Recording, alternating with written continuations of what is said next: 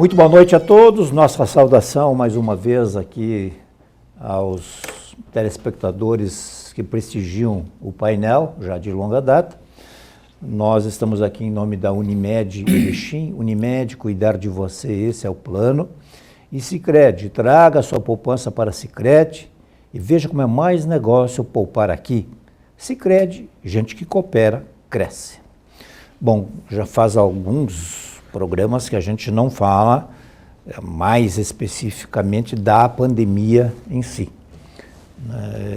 Optamos por outros programas aí, enfim, mas o assunto parece que cada vez cresce mais e nós também temos não só o direito, como quase a obrigação também de destinar um espaço para tratar, aprofundar um pouquinho mais esse tema.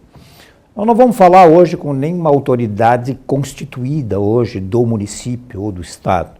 Nós vamos falar com alguém que conhece bastante sobre o tema, conhece bastante sobre a área de saúde e tem se manifestado, tem tornado públicas as suas opiniões nas redes sociais.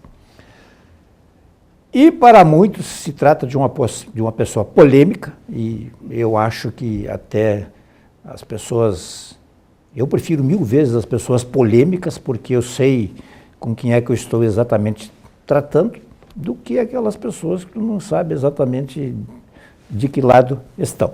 Estou me referindo ao senhor Marco Antônio Gaip, que é consultor em saúde, administrador hospitalar, jornalista, escritor e agora anda livre, leve e solto nas redes sociais. Quero agradecer por sair de casa, né, e num dia chuvoso como é hoje, a gente está gravando aqui. Marco Antônio Gaip, seja muito bem-vindo mais uma vez aqui no painel. Boa noite. Hoje, muito obrigado. Quem está nos vendo, boa noite. É uma rara oportunidade que a gente tem na vida de conseguir externar nossas opiniões a respeito de um assunto que, vamos dizer assim, é o cerne do nosso conhecimento. Apesar de estar aposentado, eu jamais deixei de estudar, de compilar dados, de observar, de ouvir opiniões, de estabelecer parâmetros, enfim. Eu faz 5 meses que eu praticamente vivo o Covid-19. Tenho boas relações com a Secretaria de Saúde, onde nós trocamos ideias, informes a respeito das situações, né? Mas eu sou um cara assim que tenho sérias dúvidas a respeito da forma como a pandemia se transformou num pandemônio, entende? Atiçando a sociedade, preocupando a sociedade, quebrando o país, enfim, números que não se fecham.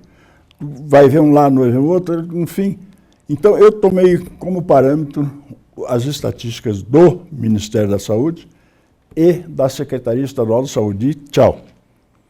Nessas eu tenho, dia a dia, me dou o luxo, nesses meses todos, de saber os percentuais, 2 milhões de casos, que nem aqui hoje em Erechim, 2.200 casos. Né? Não é assim, a coisa não funciona assim. Isso estabelece o medo, a insegurança, né, nas pessoas, que a situação já é difícil ao natural, então vem mais esta política do Covid. O Covid está servindo para enriquecer muita gente. Antes de mais nada, eu quero deixar bem claro que o programa Painel aqui reconhece que nós vivemos uma situação de tragédia no mundo inteiro e nós estamos inseridos no mundo inteiro. E então acho que qualquer perda de vida, obviamente, deve ser lamentada. Isso para deixar bem claro, porque a gente gravou um programa, a questão de uns 2 meses aí, foi alvo de, como se a gente tivesse tratado aqui de uma forma desabonatória, absolutamente irresponsável, o que não é o nosso caso. Nós reconhecemos e lamentamos profundamente qualquer perda de vida em função de qualquer circunstância, de qualquer motivação, ainda mais em se tratando do Covid. Eu acho que está bastante claro.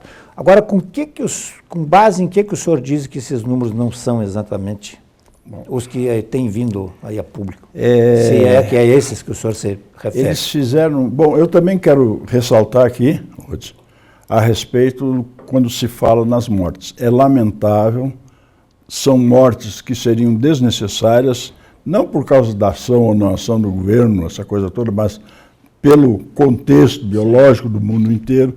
O mundo não precisava disso agora, é a última coisa. Então, que fique também bem claro. Isso. Eu lamento todas as mortes, entendeu?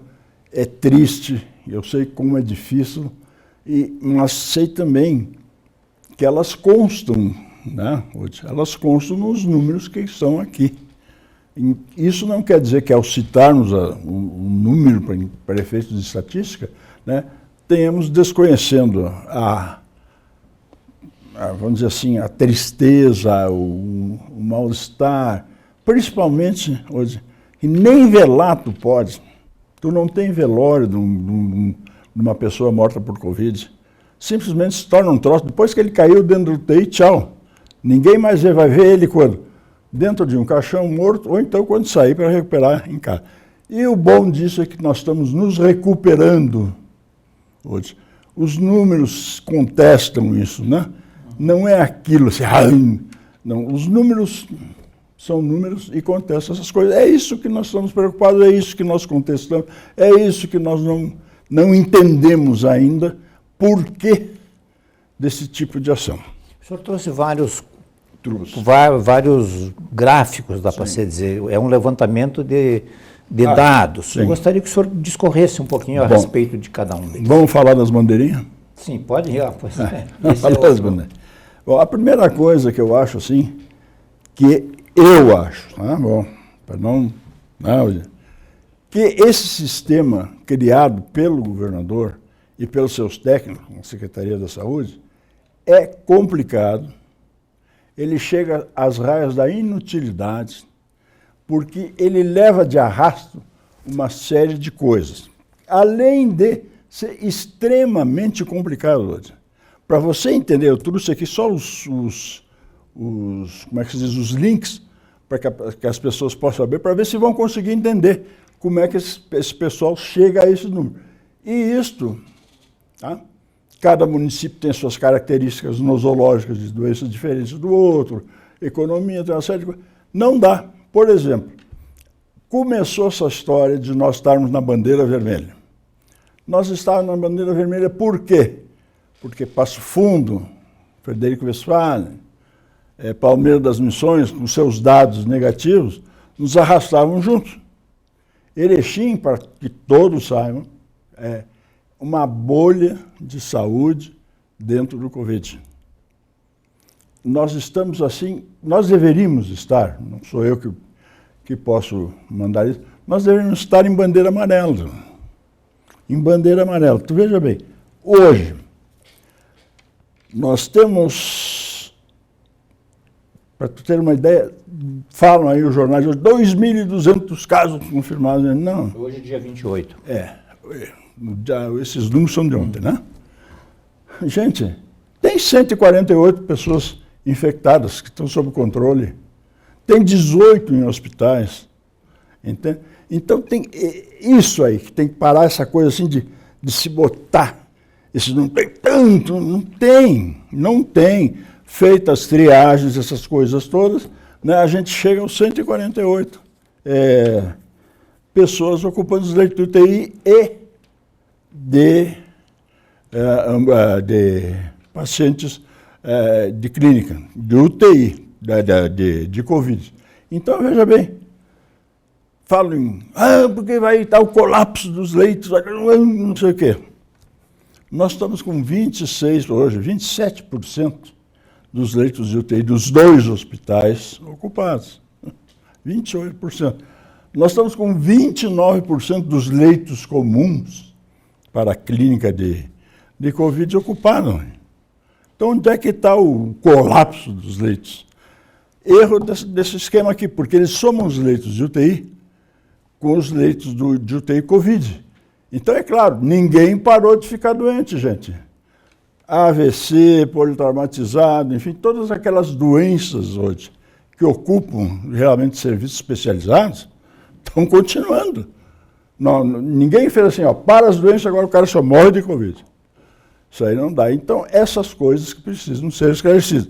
Só para mostrar para vocês, depois vai vir em detalhes, aqui tem os 3 links do governo do Estado, tá, que estabelece essa padronização das bandeirinhas no Rio Grande do Sul. Que isso aqui, né, traz uma confusão seguinte. O governador posta na segunda-feira, terça-feira de manhã, os novos dados. Então fica terça, quarta, quinta, sexta de tarde, 4 dias, sexta de tarde vem a nova posição. Aí fica sábado, domingo, segunda-feira, o pessoal naquela inconstância. Se fecha, se abre, se entra, se sai, né? Espaço de 3 dias, gente, 4 dias, não é possível se estabelecer a queda ou o aumento do número de casos. Então, esse é o primeiro critério que tem que ser mudado nesse sistema. É o prazo, tem que ser no mínimo 15 dias, para que as coisas se movimentem. Ah, não, fica ali, fica ali, fica ali. Então, o sujeito que tem uma loja, pessoal da comida, se abastece, bom, vamos trabalhar agora por um mês, de repente fecha tudo. O que o cara faz com o estoque? Hã? Então, essas são as coisas que esse problema traz. Depois, os municípios da nossa região, não tem, olha aqui, nós temos hoje 18 mortos, falando em morte agora, lamentavelmente, temos 18 mortes, mas podemos dizer também que só temos 18 mortes, graças a Deus. Então, esta é uma situação que tem que ficar clara, gente. Nós não podemos estar acreditando em tudo que se vê, em tudo que se lê, porque existem critérios a esse respeito. E o governador, tanto é que depois de 12 bandeiraços, resolveu entender pela grita dos prefeitos, pela grita da sociedade, que o sistema dele está errado. Tanto é que está pedindo agora, você viu hoje de manhã, pedindo agora que os prefeitos participem das decisões. Só que os prefeitos, ao participar das decisões, não pode mudar a bandeira. Pode flexibilizar as coisas dentro da bandeira, mas não pode mudar a bandeira. Isso estava assim antes. Fazia o recurso, o cara... Absorveu, digamos, Erechim reverteu 4 vezes consecutivas, se eu não me engano, a bandeira vermelha para a bandeira laranja, ou seja, reverteu números que foram analisados ou divulgados numa sexta-feira e na terça-feira, na segunda foram revisados e na terça passou a voltar como era antes. Aí é que está. Erechim nunca teve a bandeira vermelha. Ou não deveria estar? Não, ele nunca teve. Os números diziam que nunca teve. Tanto é que isso é uma assertiva, uma verdade, que eles foram obrigados a mudar. Entendeu? Então, Erechim sempre teve da laranja para amarela. Os números daqui dizem isso. As mortes daqui dizem isso. As internações daqui da região, quando eu falo isso, é região. Né? Que Erechim, então, os números estavam ali, então, por quê? Toda sexta-feira reúne prefeito, reúne técnicos da saúde das prefeituras, reúne líderes da comunidade para estabelecer os dados exigidos por esse negócio aqui. Então, uma coisa está em bandeira reverter. Entendeu? Hoje, tu sai da preta para laranja, para vermelha, da vermelha para laranja. Nós nunca saímos. Eles que inventavam o salário. Então era fácil rebater. É fácil em termos, né? Mas é fácil. Chegava lá e dizia, ó, tá aqui, né? Chegou um ponto que até eu brinquei com o secretário da saúde, digo, compra um carimbo cópia, bota no primeiro levantamento e vai mandando. Então aqui tá, começa aqui, ó. Começa aqui hoje. Começa aqui os problemas. E agora o homem está pedindo apoio dos prefeitos. E até quando isso é importante? É importante agora. Tá?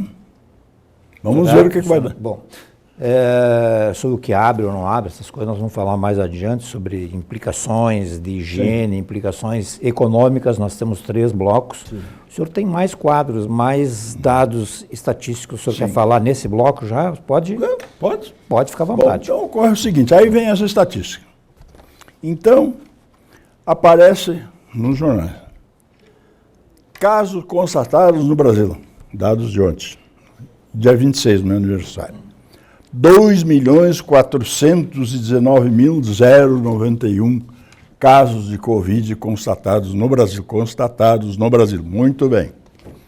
Aí vem assim, curados, 1.634.274 curados. Tá?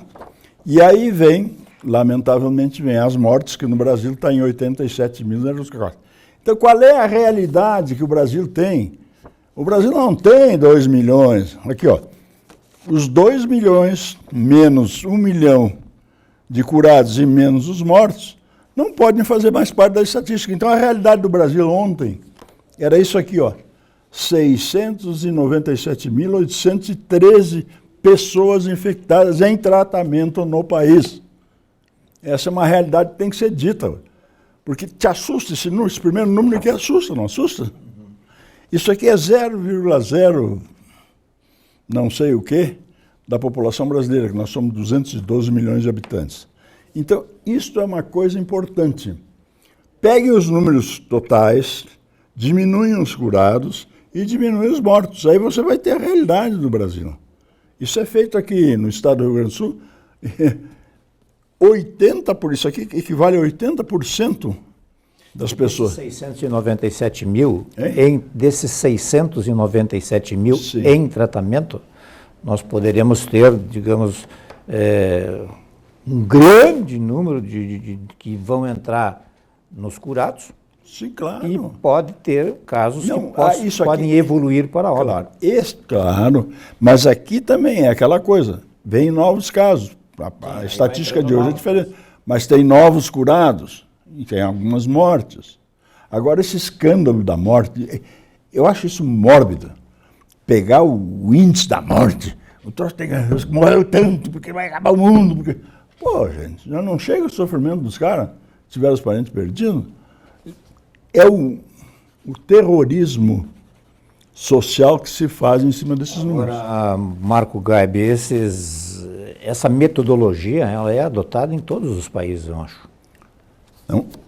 Essa divulgação de números assim. Sim, é divulgado. E essa é uma coisa das quais eu e mais um monte de gente está começando a se dar conta. Sim, entendeu?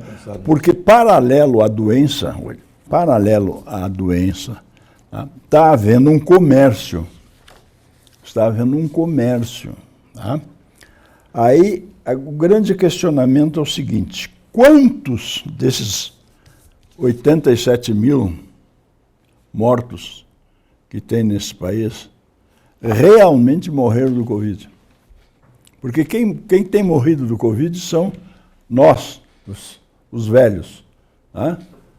Por causa da idade, essa coisa toda.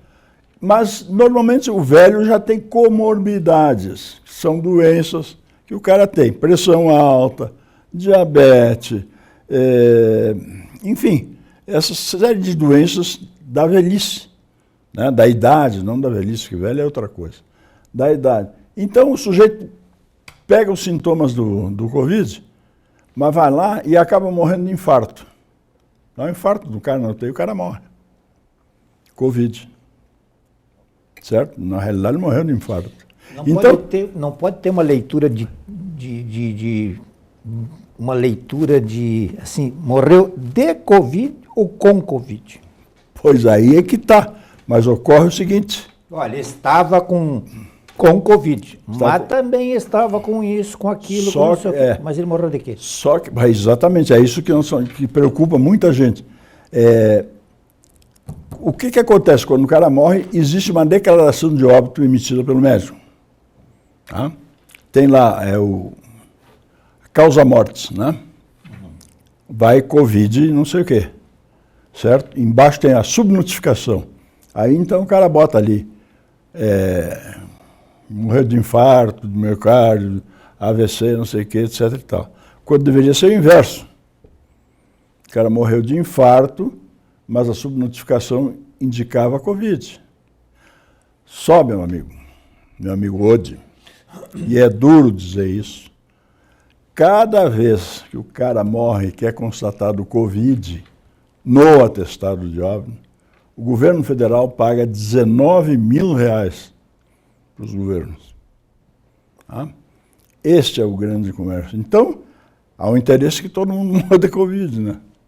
Há um comércio, gente, paralelo às ações de saúde em governos que são corruptos, que são governos estaduais que prezam por isso. Por exemplo, aqui em Erechim, o pessoal aqui trabalha que são um esquema perfeito aqui. Está funcionando bem. Não estão preocupados se vai entrar 19 mil, se vai entrar não sei o quê.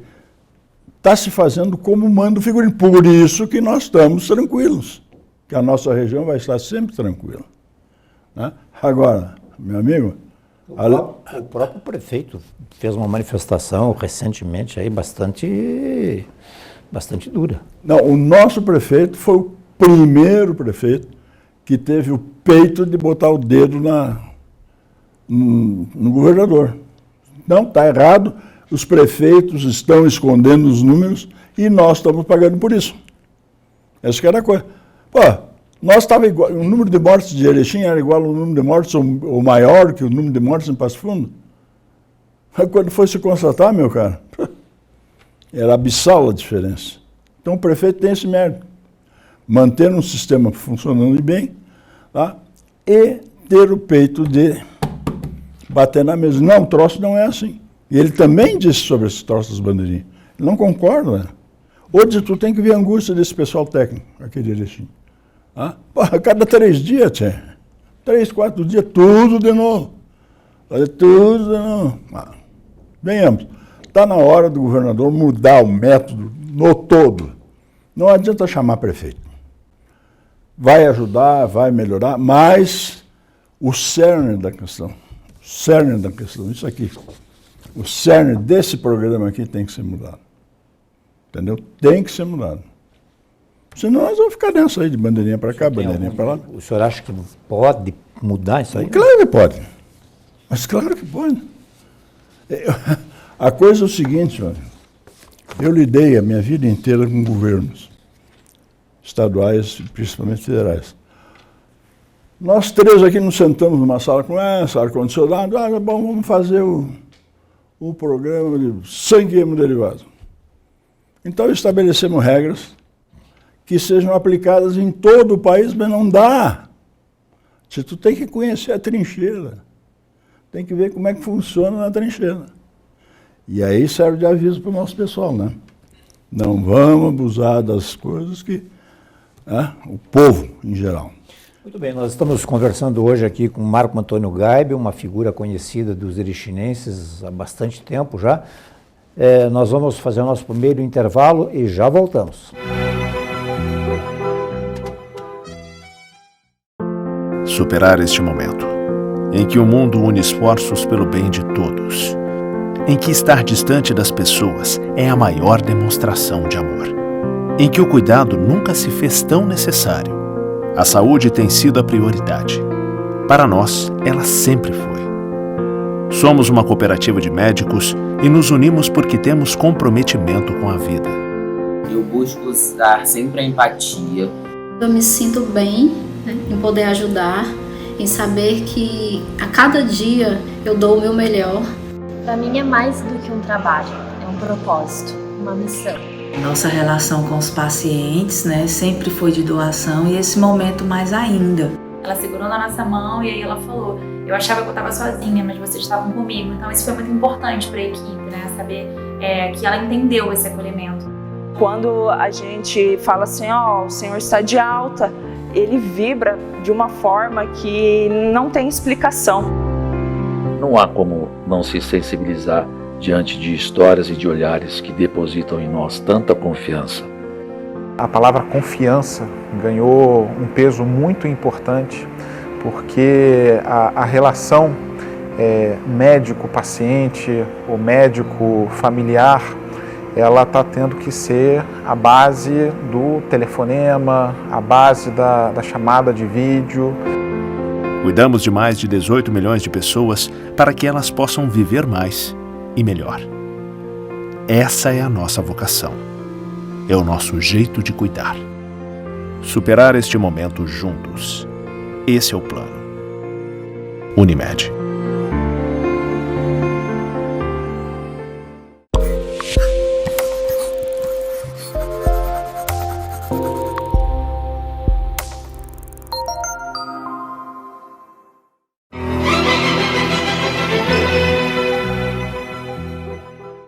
Muito bem, estamos de volta aqui com o nosso programa em nome da Unimed Erechim, em nome da Sicredi, e recebendo hoje prazerosamente aqui Marco Antônio Gaipe, que também é escritor, já tem, quantos livros tem? 4. 4 livros. São agora, livros de crônicas, né? São as crônicas, eu transformei minhas crônicas de jornais em livros. Então são livros fáceis de ler, né? Tu abre numa página qualquer, ela se esgota ali. Ela não tem nada a ver com a página anterior, nem com a página seguinte. O pessoal, ler um livro, né, muitas vezes o pessoal acha um saco, porque leu 3 páginas, tem que parar, aí depois vai começar, tem que, pô, mas o que eu li antes, entendeu? Uhum. Eu vou ler depois. Não, meus livros são simples de ler. E nos jornais tu escreve, você dá uma parada, mas teve uma época que tu pegou, que tu tinha uma rotina quase, né? Umas 3.500 colunas na Voz da Serra. De 79, por aí, até 3, 4 anos atrás. Eu quando trabalhei lá, especialmente na década de 90, junto com a dona Romilda, eu me lembro. Saudosa Romilda. Ela sentava na redação e acabou. A dona Romilda que... Alguns achavam que a gente escrevia um pouco pesado demais, aí ela saía, era chamada aqui, ali, em alguns setores e tal, e eu nunca me esqueço que um dia ela retornou, entrou pela redação, bateu na mão e disse, pode continuar escrevendo do mesmo jeito. A Romilda nunca, eu digo isso no período que eu estive lá, nunca censurou um artigo. Nunca. Não? Inclusive tem uma história com a URI muito grande, mas não vamos falar aqui, que ela chegou e disse, não, é assim, o cara escreveu e vai ser publicado assim, acabou. Eu também tenho Isso é um bom jornalismo. Eu também tenho a mesma opinião a respeito especificamente dela, enquanto ela foi minha chefe, né? Ela, me lembro várias vezes que ela saiu, sei lá, aonde foi chamada para explicar alguns textos, e aí ela voltava a dizer, ó, hoje pode continuar escrevendo do mesmo jeito. Vamos voltar a esse problemão que atinge aí o mundo todo aí, então. Vamos falar um pouquinho sobre a higiene, a questão enfim, nós temos a questão das máscaras, nós temos a questão do álcool gel, você tem aqui uma barra de sabão aqui que você trouxe. Que eu vou dar para ti. Beleza, né? Então, vamos repetir todos os cuidados aí. O que tu tem de diferente? Não há nada de diferente. Porque o tal do crescimento e a descida do Covid se faz através de vacina. Ou se faz o que nós estamos fazendo, tentando achatar a curva, mediante métodos de higiene. Então, minha gente, principalmente o meio de transposição do vírus é a aglomeração. Aí tu vai me dizer, no supermercado pode, no banco pode, nas lojas não pode. Não, sendo controlado, pode. Mas eu me assustei sábado no Master. Eu fui fazer as compras da semana, me assustei o número de gente. Então, em primeiro lugar, evitar aglomerações, evitar festas. Segundo lugar, arejar sempre que possível a sua casa, entendeu? Principalmente quando o número de pessoas é maior que 2 ou coisa que vale. Entende? Tem casa que tem 8, 9 pessoas morando. Então, arejar a casa, porque o vírus não foi educado para dizer assim, aqui é uma casa que eu não entro. Não, ele entra, vai e embora. Outra coisa, higiene pessoal. Entende? Eu trouxe por uma questão ilustrativa, higiene pessoal. O simples lavar as mãos com sabão, várias vezes por dia, ou então usar o álcool gel, é uma medida preventiva e profilática contra o vírus. Lavar o rosto também, essas coisas todas, né? Isso é uma. E principalmente, gente, quando saírem, usem isso aqui, usem a máscara, porque a máscara evita da transmissão, né? E o restante são aquilo que o Ministério da Saúde diz, quando for espirrar, fecha a mão, essa coisa toda.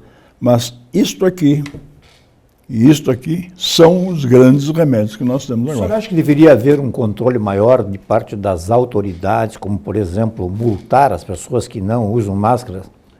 Não. O que adianta multar? O cara não vai usar máscara, daí? Não quer.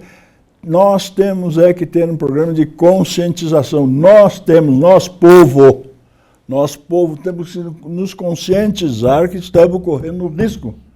E temos que usar a máscara, pô. Experimenta aí, digamos, na Maurício Cardoso, num domingo de tarde, ver o... Pois é. Posso estar eu, povo, lá? Tá. Pode até estar lá sentado com a máscara, tá? O que não pode é aqueles bolinhos que fazem, tá? Então, eu falei com o presidente da Associação Comercial que nós estávamos discutindo esse tipo de ação, né? Eu digo, mas porra, manda a brigada lá, né? Mas a brigada... Eu fui falar com o comandante disse que chega o brigadiano, os caras vão acabar, vai virar conflito. Eu digo, não, mas chegam com atenção. Diz, olha, minha gente, estou aqui para ajudar vocês nos ajudem, desfaçam essa coisa toda, se afastem, né? Mas o tá lá, sentado, sem máscara, naquele rolo, tomando chimarrão. Entendeu? Então não dá, quer dizer, o problema é a sociedade. Não adianta o prefeito não adianta o secretário da saúde, não adianta os técnicos trabalharem, se nós, o público-alvo, não nos comportarmos. Nós vamos nos comportar. Eu me lembro que nas primeiras imagens, vamos voltar lá para março, abril, né? Eu me lembro que nos jornais, nos telejornais, as imagens que a gente via, por exemplo, da Itália, da Espanha, as ruas desertas. Claro que morreu um monte de gente e tudo, né? Mas as ruas, assim, olha, teve um período que o povo desapareceu. Não, porque lá foi aplicado o lockdown, né? Lá os caras obrigaram o pessoal a sair. Eu entendo assim, o confinamento social, manter todo mundo presente de casa, cria outras coisas colaterais. Porque eu tive confinamento por problemas de saúde e eu sei o que é ficar em casa. Tu não poder sair, não poder fazer nada. Tu vai, aí tu arruma uns livros, arruma uma gaveta, arruma um troço, lê os livros, agora tu não tem mais nada para fazer. Então, minha gente, cuidar. Precisa ir para a rua, vá quando for necessário. Tá? Os bancos hoje, tu consegue fazer quase tudo sem ser presencial. Tá? O supermercado, farmácia, coisa, não adianta. Isso aí a pessoa tem que ir. Não é o sair ou não sair. O problema é como sair e para que sair. Isto é fundamental. Anos atrás, quando eu fui gerente da Atenção Básica de Saúde do município de Erechim, cuidava das unidades básicas de saúde, era impossível. Nós fechávamos um ano com 390 mil procedimentos nos postos de saúde. Sabe o que é isso? eram 3 vezes, 4 vezes a população de Erechim em procedimentos de posto de saúde. Hoje. E eu falava, temos que se educar, o médico tem que dizer não, não é assim. O cara chega, porque no posto de saúde o cara chega com a receita feita. Doutor, ó, eu quero falar com um torpedista, eu preciso de uma endoscopia, então já chego pronto. Então, agora veio o senhor Covid e disse não. Vai nos postos de saúde ver se estão cheios. 10h30, 11 horas, não tem mais ninguém. Vai no hospital, está aí, os hospitais estão quebrando, não é assim. Porque o Hospital Santa Terezinha e o Hospital de Caridade não tem, no geral, 50% dos leitos ocupados. Há 4 meses, 5 meses atrás, pelo amor de Deus, os caras pilhados nos corredores, essa coisa toda. Então, o mal às vezes vem para prevenir o bem. Então, gente, até que venham as vacinas, né? Até que venham as vacinas, vamos nos cuidar. A higiene pessoal é importante, a higiene local onde você vive é importante, né? Isso aí, esse troço de querer prender todo mundo, isso aí não adianta. As pessoas têm que sair. Por exemplo, eu às vezes, 1 ou 2 dias por semana, eu chego às 5 horas, eu me arrumo, ponho uma máscara, entro no meu carro e vou dar uma volta na cidade. Entende? Olho para uma rua, entro naquela rua, vou até o fim. Não desço, não me aglomero. Entendeu? Mas o cara tem que sair, porque o confinamento também é assim, pura e simplesmente, não é fácil. Então é isso que eu peço, gente, aproveitar essa oportunidade para dizer ao povo de Erechim, cuidado, ajudem, vamos ajudar o pessoal da saúde. Gente. Vocês não querem saber a pressão que essa gente sofre. Entende? De ter as coisas na mão e o pessoal não ajudar. Bom, isso. E uma opinião sua sobre essa questão que se estabeleceu aí, essa questão de a pessoa tem que sair para trabalhar, economia ou saúde, saúde ou economia, ou é possível conviver com ambos, obviamente? Não só é possível, como é necessário. Exatamente. É necessário. Eu tenho uma opinião. O contingencionamento social, ele tem que ser vertical, ele não pode ser horizontal, não pode ser para todo mundo. Né? Nem em campo de concentração os caras conseguiram fechar os caras tudo, né? Uma ponta são os idosos e os grupos de risco. Esses tem que observar um pouco mais. E os jovens, esses caras que não inventem de querer que façamos, que vamos levar agora em setembro, coisa que vale os nossos jovens, as crianças, desde creche até o 2º grau, completar o 2º grau, levar para a escola presencial. Não tem estratégia, não tem logística, por mais que provem, gente, que os guri não vão ser. Contar principalmente os menores, dar o brinquedo para o outro, botar na boca, aquelas coisas todas. Então, considere esse ano perdido, não faz mal. É preferível perder um ano escolar, ou continuar com as aulas presenciais, do que começar a infectar gente nova. Aí Você entende que se as aulas não voltam? Eu acho que não. Eu não entendo. Presenciais porque o pessoal anda trabalhando demais. As aulas presenciais continuam sendo um perigo para a infecção da população. Vamos tirar as crianças, os alunos fora, mas só a movimentação, todos nós observamos, a movimentação às 7h30, às 11h30, 1h30, às 5 da tarde nas nossas escolas aqui, de pais, carro e coisa, e gente para buscar os alunos, está feita a coisa. Está feita a coisa. Então, esquece o tal de... É que todo esse contingente de pessoas que passaria a frequentar os estabelecimentos, as ruas, sim, as vans, enfim, ele vai ter que voltar para sua casa depois. Exatamente, é ida e frida. Agora então, é um problemão, porque quem transporta, imagina, a perda que tem. Quanto à economia. E o pessoal que fica no meio disso aí, fora dos idosos, que volte a trabalhar. Tem que ser trabalhado. As lojas podem funcionar, entende? As lojas devem funcionar, porque limita funcionários, enfim, limita o distanciamento, mas deixa funcionar. Porque o mal pior não vai ser o vírus que vai pegar. O mal pior, e isso que o nosso presidente diz, é o fechamento da economia. Não dá para parar, homem. Nós temos que comer, nós temos que nos vestir, nós temos que... Enfim, uma série de coisas que a economia tem que funcionar. Então, eu penso assim, né? Eu escrevo assim, que contingenciamento social deve haver, mas para os grupos de risco e para a juventude. Esse meio termo aqui, tá, que está sendo sustentado a bilhões de reais já há 6 meses, tem que voltar a trabalhar, gente. Tem que voltar. E estabelecer as normas de proteção, né, de contenção. Isso tem para fazer.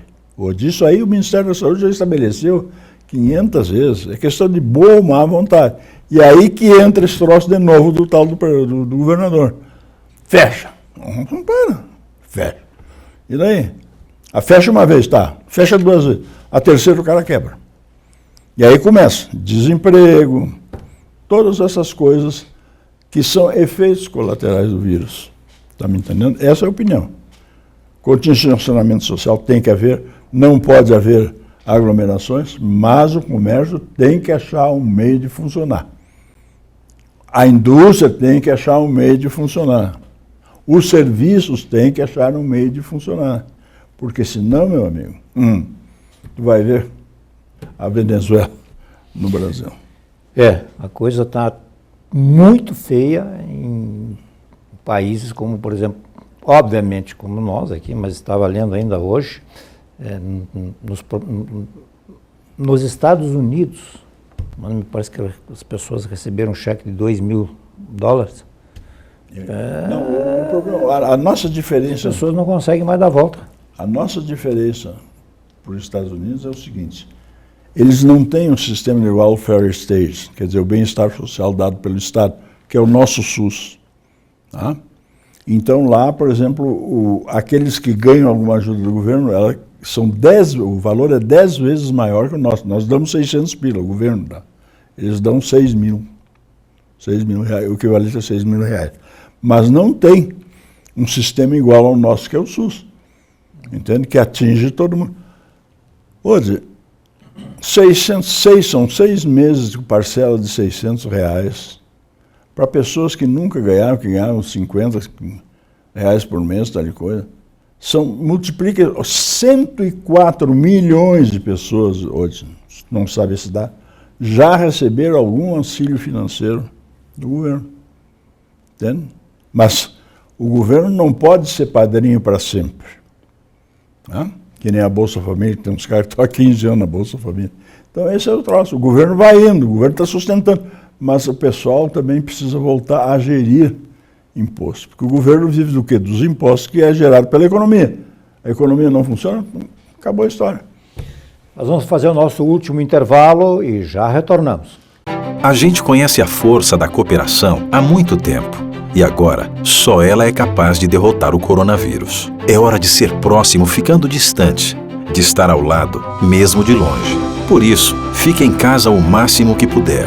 Lave bem as mãos e use elas para falar com a gente pelo telefone, internet banking ou aplicativo. E se nossas agências estiverem fechadas, lembre que a nossa parceria está sempre aberta. Porque gente que coopera, cuida.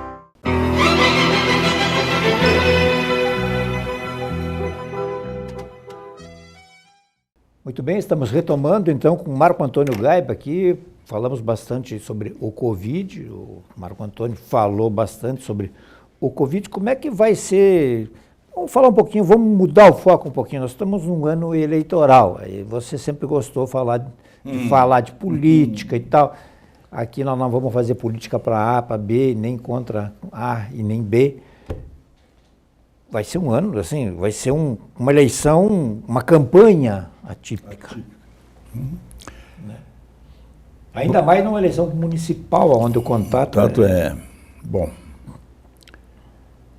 hoje quando começou essa história da candidata a prefeito, tinha 17, eu contei e publiquei o nome de 17 candidatos a prefeito. Pré-candidatos. Sem pré-candidato, não tem pré, o cara era candidato e acabou. Pré esqueceram. Então foi resumindo, diminuiu, tem poucos agora. Desses poucos tem muitos, quase todos querem, claro que querem, tem poucos que podem, e alguém vai vencer. Só que tem que acabar essa política das oligarquias. Nós temos que ter um efeito novo. Eu sou do tempo do governo do Zambonatto, trabalhei no governo do Zambonatto.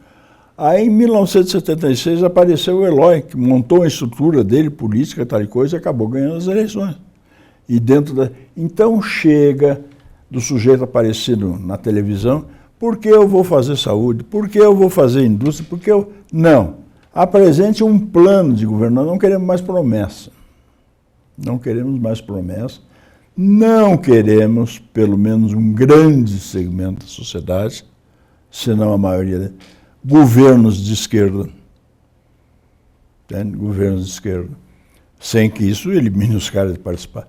E nós precisamos também de gente nova. Cada vez que se fala em gente nova, aparece um monte de gente nova. Mas poucos teriam condições de virem a ser prefeitos. Então, as campanhas desse ano vão ser muito difíceis. Né? Vão ser distanciadas, os prazos se encurtaram, enfim. A esperança é, que o que está ocorrendo hoje, que os partidos estão se unindo para ter um candidato único.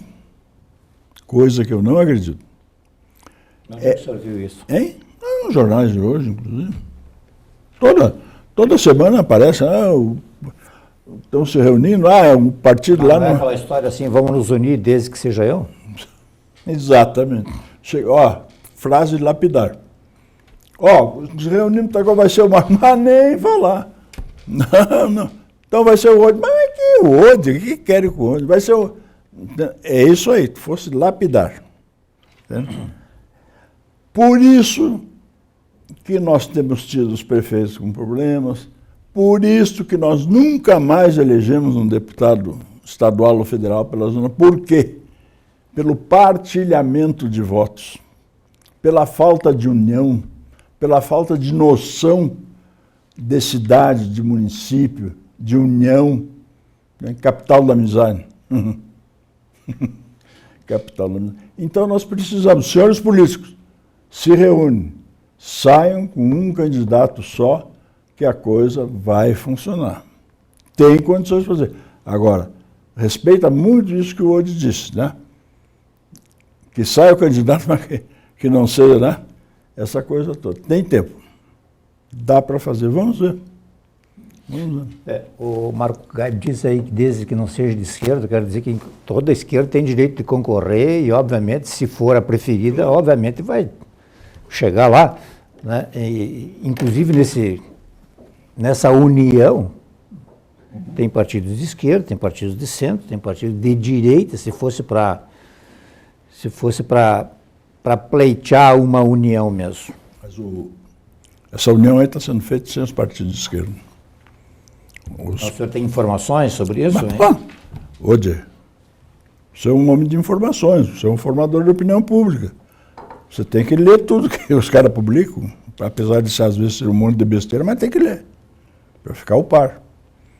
Eu não acredito, tá pintando, estão se reunindo, mas chegou na hora do pega para capar, que nem nos outros, eu e acabou a história. Eu, nos meus escritos que tenho feito, eu digo, sonhar com isso, mas aí já é pedir demais, né? Como é que é? Aí já é pedir demais para uma cidade como a nossa. Isso a gente diz já com muitos anos no lombo, assim, nas costas, já vimos muitas coisas, né? O Churchill é que dizia, vocês vão cada um para o seu canto aí, discutam exaustivamente quais as possibilidades, de qual nome, depois retornem e vamos fazer um grupo só, desde que o nome seja eu. Parece que essas reuniões separadas já fizeram, agora estão tentando se unir. Entende? Não, mas eu... Não é bem assim. Eu sou discreto nisso. Só citei porque tu perguntou o que estava ocorrendo. Em períodos, já teve gente que passou aqui, especialmente depois das eleições, daí quando, quase cheguei e não deu, ou não Aí, por que não se discute numa eleição como essa agora que está vindo, vamos supor, já se coloque quem é que vai ser o nosso candidato a deputado estadual, quem é que vai ser o nosso candidato a deputado federal, ou os candidatos, se façam... Mas as emendas parlamentares destroem isso. Eu, inclusive, parou um pouco, talvez, faltando um pouco de modéstia, eu me insurgi contra essa história de cada vez que chega o ano político, então, o senador fulano deu 1 milhão para o Hospital Santa Terezinha, o deputado fulano deu 1 milhão para não sei o quê, o outro deu 300 mil para não sei o quê, o outro deu... Só que a coisa é o seguinte, eu só acredito nisso quando o dinheiro estiver na conta, aqui de Erechim, quando for transferido de fundo a fundo, senão é conversa. Esse troço, os caras, o deputado e o senador conseguem a emenda, manda para o pagamento, os caras empenham, mas aí do empenho para chegar aqui é outra coisa, passa o tempo, entra no exercício fim, não chega. Porque se chegasse todas as emendas prometidas do Hospital Santa Terezinha, ele hoje estaria emprestando dinheiro para a prefeitura. Então, aí sim, o Paparico veio e botou lá, está pago na conta tal, assim, eu mandei 100 mil para o hospital. Isso que tem que ser, gente, transparência. Aí eu mandei, eu posso ir amanhã, vir aqui na televisão, faço um programa contigo, eu arrumei 1 milhão, e daí? Como é que o senhor vê a cidade de Erechim? Nós estamos caminhando para quê? Porque nós já fomos um setor dependente do trigo, depois passamos para a indústria mais tarde, o comércio nosso sempre foi razoavelmente forte, eu não sei como é que está hoje. Afinal de contas, por que a gente está ficando assim? Qual é a nossa vocação? A nossa vocação, a vocação de Erechim, da região é agrícola. Não tem a menor dúvida. É agrícola. E por aí tem que ser o caminho. Agora... do interior e da região, é isso? Tudo, interior da região. Quando fala em Erechim, então se expande, né? Uhum. Tanto é que nós tínhamos a famosa Cotrel, que era a maior cooperativa, só perdia para a Cotrijuí, depois acabou do jeito que acabou. A nossa vocação é agrícola. O nosso comércio é fraco. As lojas, passa na avenida, veja quantas lojas tem de empresas de fora. Qual é o comércio nato, originado de Erechim, de grande porte ou médio porte que esteja funcionando? Entende? Ele já foi mais forte mesmo, eu acho. Já foi mais forte, né? Claro que já foi mais forte. Aí reclama... Fala aquele raiz mesmo, que é um termo... Sim. Reclamam da catarinização da economia de Erechim, que as empresas de Santa Catarina estão vindo para Erechim. Por exemplo, a Van e outros. O frigorífico aqui, como é a Aurora. Se não viesse a Aurora, cara, nós tínhamos voltado a ser o 8º distrito de Passo Fundo. Tá? Então, o pessoal vem de fora e produz. Olha a Van. O cara enfiou 30 milhões aí, tia. Pelo amor de Deus. Nós estamos há tempo passando pelo que eu chamo e denominei, isso é invenção minha, síndrome da mediocridade. O que vem a ser isso? Vem a ser isso o seguinte, em vez do pessoal chegar e dizer, o programa do hoje é bom, nós temos que ver, aquele burro lá, tal coisa, que faz aqueles programas porque tem amigo, tem parente que paga os programas. Ninguém aqui. É difícil uma pessoa nivelar por cima. Então, isso é a primeira coisa. Nós temos que, de novo, modificar o nosso status quo como pessoa. Temos capital da amizade. Temos que parar de críticas destrutivas desnecessárias. Claro que existem coisas que precisam. Senão não vamos a lugar algum, tchê. Não vamos ficar patinando. Olha aqui, nós estamos geograficamente isolados. Qualquer coisa que tu precisa de um centro são 100 quilômetros para cada lado. Para Concórdia, para Chapecó, para Passo Fundo, essa coisa toda. Nós dependemos de um rebite aqui. Para a indústria tem que vir de São Paulo. Então nós precisamos modificar essa coisa. Mas se modifica sempre através da educação das pessoas. perdemos a autoestima, acho que foi perdida a autoestima por ser eleicionista. Tem que, entende? O troço tem que ferver, tem que acontecer um fato novo que estimule o contexto geral, econômico, social, financeiro, de trabalho, de saúde, de tudo, porque senão ficamos nesse lero-lero aí, pois é, coisinha aqui, coisinha ali, não se faz. Não sei, falta ânimo. Eu entendo assim, apesar que vou ser muito contrariado, né? Agora, uma coisa é, eu sou porque não sei o que eu vou fazer. Faz. Entendeu? Depois, então eu vejo assim, o prefeito que vier vai ter que motivar isso. Porque senão, nós temos problemas, por exemplo, com o Instituto de Aposentadoria e outras coisas, tantas aí para falar, né? Então, meu amigo, tem que haver uma motivação. Marco Antônio Gaib, 1 minuto para encerrar. Fique à vontade.